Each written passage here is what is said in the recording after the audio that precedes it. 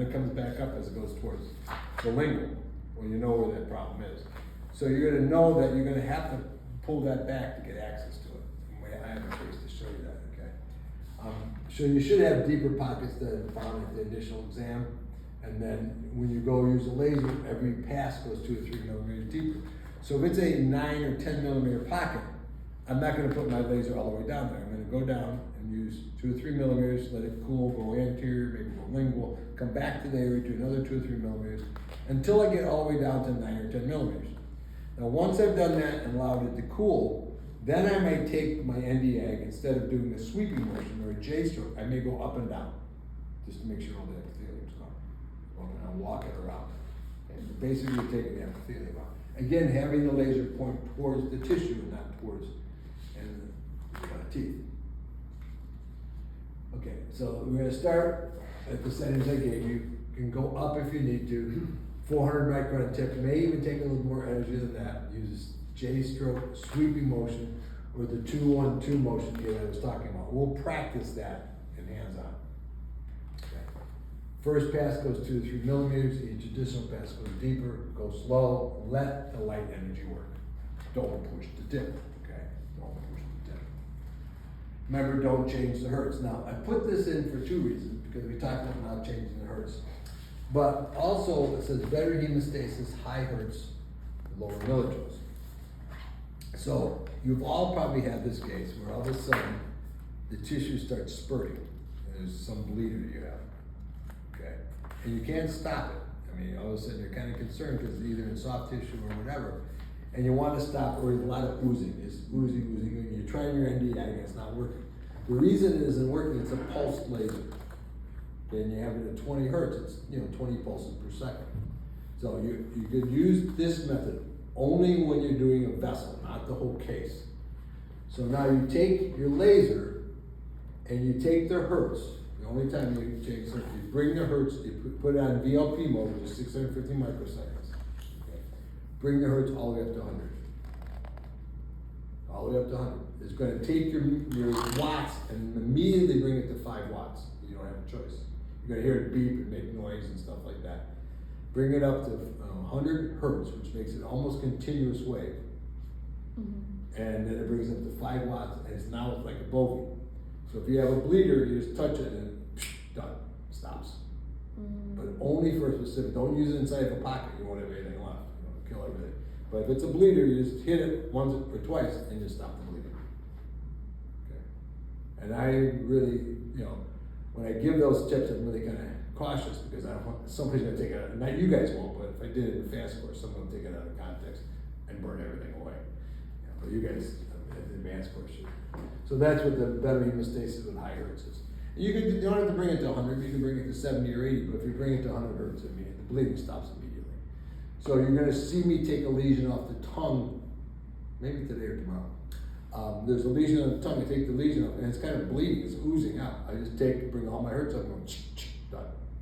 Mm-hmm. Okay. If you used it at the pulse setting is to create a fibrin clot, not hemostasis. There's a difference between fibrin clot and hemostasis. Okay, a little tip. Okay, so then when you use the erbium, as you saw, it's going to further relax the tissue. Going to remove the lipopolysaccharides on the root surfaces.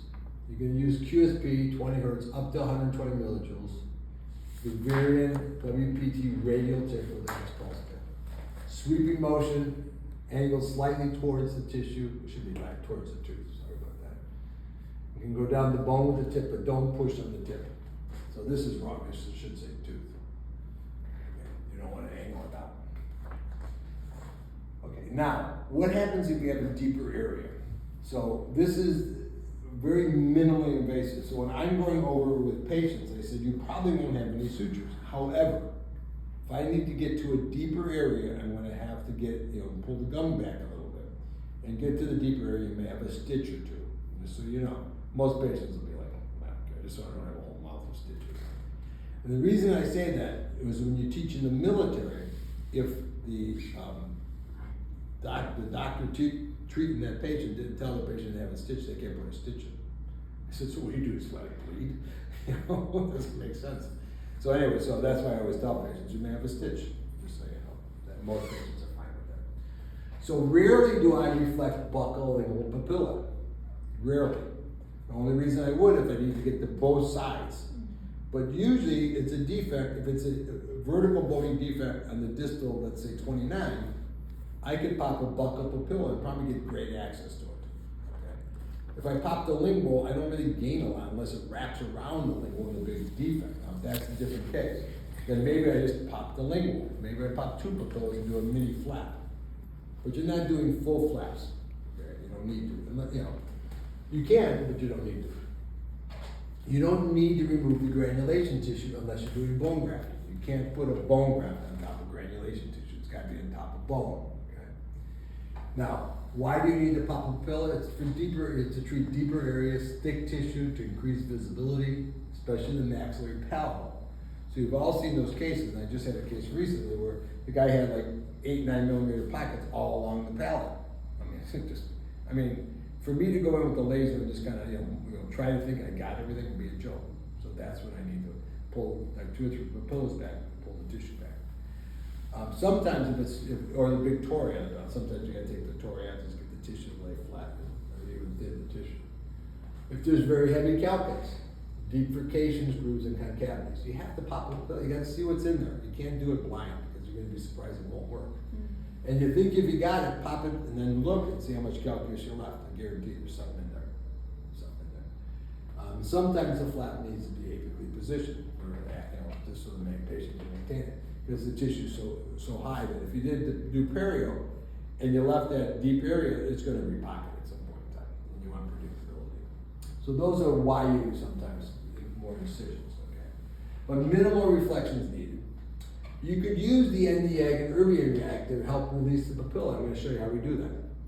Okay, so you don't need the periosteal to go in there and pull all the tissue back. You use a small elevator cavitron chip to release the papilla. And just the buccal lingual papilla is necessary most times, but use high magnification. Really important. So here's an isolated defect. Okay, this was recently treated. Here's the defect here. I'm going to lay a buccal flap. Okay, but I'm going to do this. Here's the defect. Again, the patient's numb. Okay. And the defect you're going to see when I debride it, you see right there, there is a lingual wall of bone. So here's my Nd:YAG. And it's the same principle. Nothing changes. We use the same settings I gave you on the sheet. That's the new tips, by the way. Right, to use these, they're much easier to use. You're gonna see some of the old ones and they're like a bear. Okay, so you see how I just paint the areas. It's like the little J stroke. And then I'll go back into the distal there, go a little bit deeper, and then I'm gonna connect the dots mesial to distal. Let's see how slow I go. Never overheating the actual areas.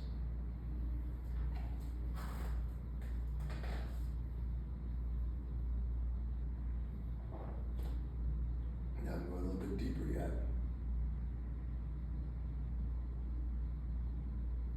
See how deep I am now? So then I'll go in with erbium, and the erbium will almost reflect the whole papilla because you're going right down the bone. Go as far into proximal as you can.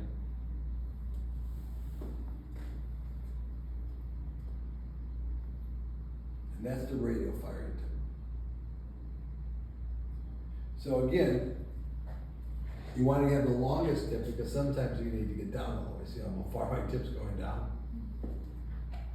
So if you have that short tip, probably not a good place for it.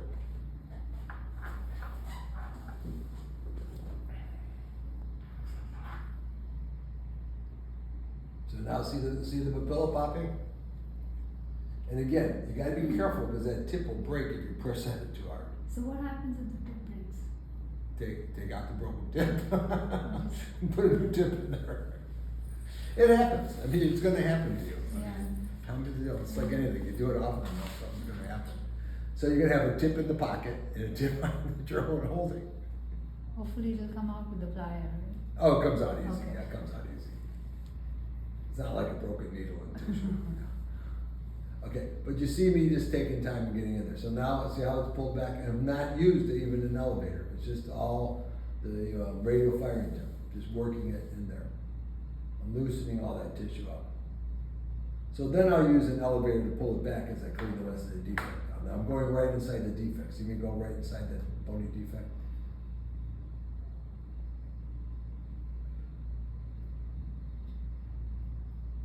You can see how deep it is. So I'm gonna get all the granulation tissue. But again, it's minimally invasive. I haven't done a full flap, buckle, and lingual. I'm gonna clean it all out.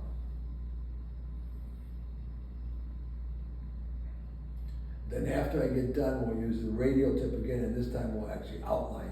You can see the defect right there. You can actually outline all the bone and all the way down and decorticate everything. So I'm back with the radial firing tip. And this time, like I said, I'm going against the base of the tooth, I'm going on the bone, I'm going into the defect and cleaning everything meticulously. All the way down to the base. Go right into the bone. Don't be afraid. Even if your tip breaks.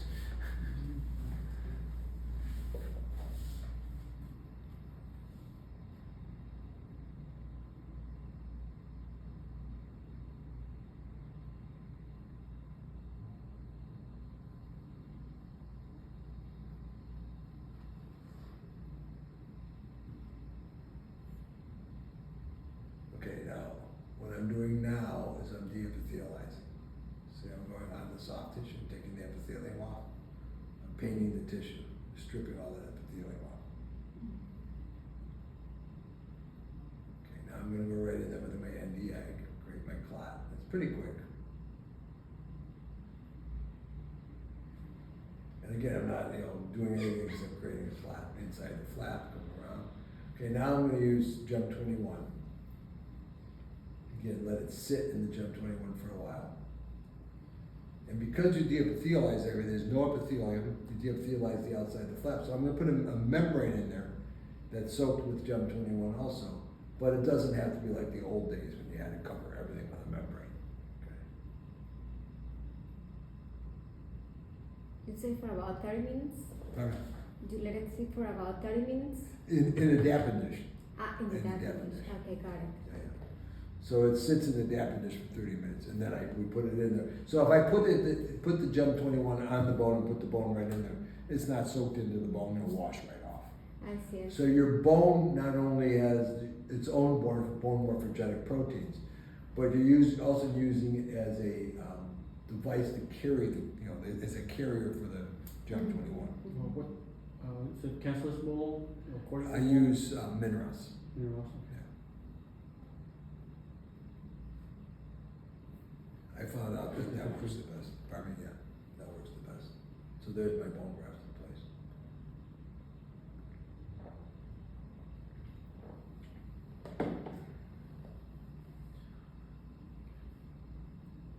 Then we'll fill it all the way up. But you don't overfill it because you need to get some coverage in there. And I have a follow-up on this so you'll see how nice it filled in.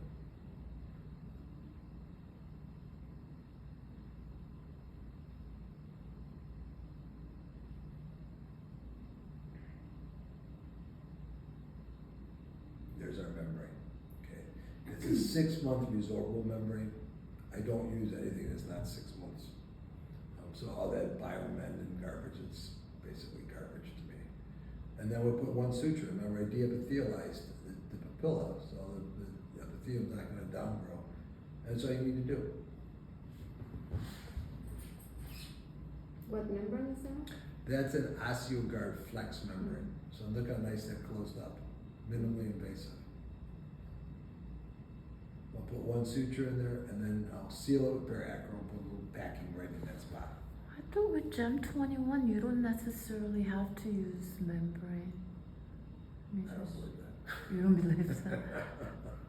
Because the epithelium will go down in there, Yeah. And my philosophy is that epithelium is going to grow a lot faster than anything else, so I just want to disclude it. Now, we don't do the old wraparound membrane when the gore went in there, wrapped around the sides of the tooth and kind of covered everything. That was kind of overkill. And I hated gore membranes. They really got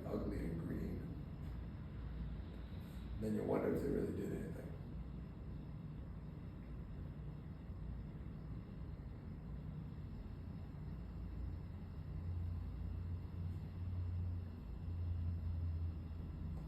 And usually that's a Vicryl suture. We'll take it out in 2 weeks usually.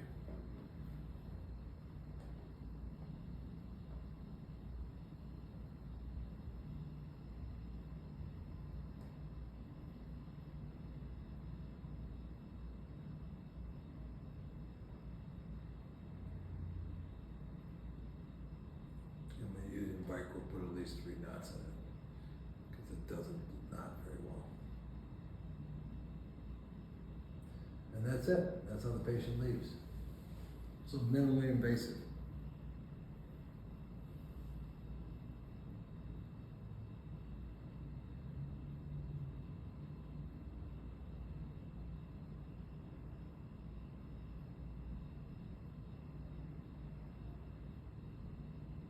So I do use a laser on the lingual. I don't lay the lingual flat.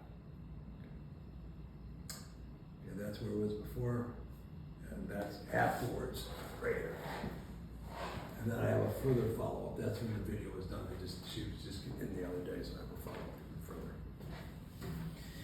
Okay, any questions about that? Pretty straightforward. So, it's just taking what you've known and just extrapolating it out now.